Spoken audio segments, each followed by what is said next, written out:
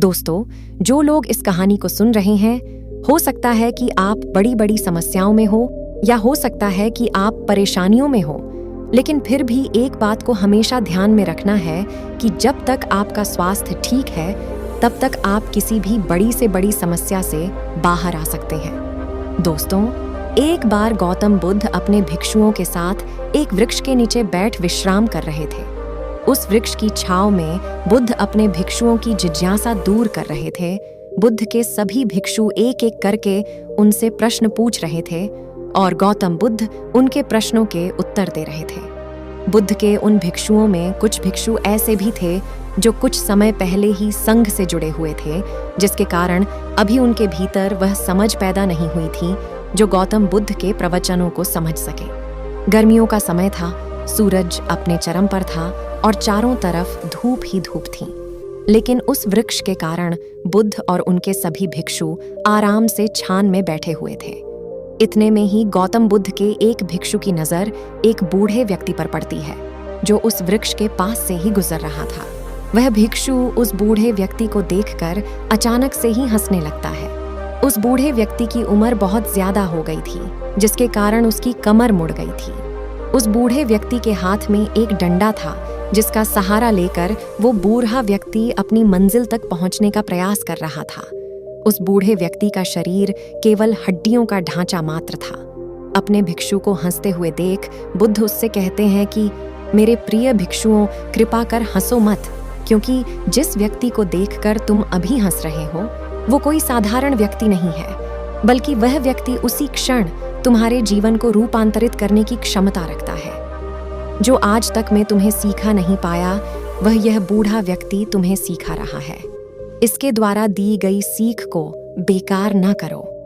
बुद्ध की ये बात सुनकर वह भिक्षु बुद्ध से कहता है कि मुझे क्षमा करें बुद्ध, पर मुझे ये समझ नहीं आ रहा है कि जो एक बूढ़ा व्यक्ति जो खुद अपने शरीर और अपनी बीमारियों से लाचार है, वो मुझे क्या सिखा सकता है। फिर बुद्ध उस भिक्षु से कहते हैं कि ये बूढ़ा व्यक्ति तुम्हें तुम्हारा भविष्य दिखा रहा है। जिस बुढ़ापे को और लाचारी को देखकर तुम अभी हंस रहे हो, वो बुढ़ापा और लाचारी तुम्हारे जीवन में भी आने वाली है। वह बूढ़ा व्यक्ति तुमसे कह रहा है कि अभी समय है इस स्वस्थ शरीर का अच्छे कर्म करने के लिए उपयोग करो।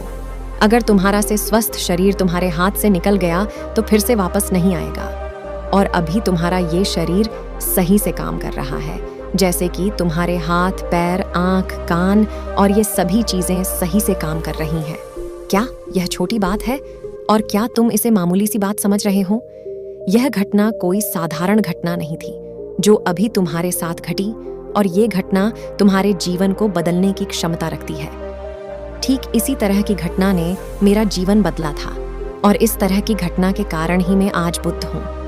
फिर वह भिक्षु बुद्ध से कहता है कि क्षमा करें बुद्ध, परंतु मेरे मन में यह विचार ही नहीं जाया कि मैं उस बूढ़े व्यक्ति से कुछ सीख सकता हूँ। उसे देखकर केवल मुझे हंसी आ गई। ऐसा इसीलिए हुआ क्योंकि तुम्हें अपने भीतर कहीं ना कहीं लगता है कि जिस स्थिति में आज वो बूढ़ा व्यक्ति है, उस स्थिति में तुम कभी नहीं आओगे।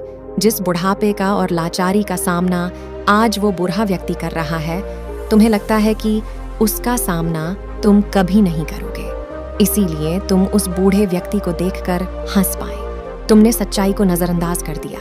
अगर तुम सच्चाई को देख लेते तो चाहकर भी अपने जांखी के आंसुओं को नहीं रोक पाते, परंतु तुमने सत्य को अनदेखा कर दिया और तुम बहुत बड़ी संभावना से चूक गए।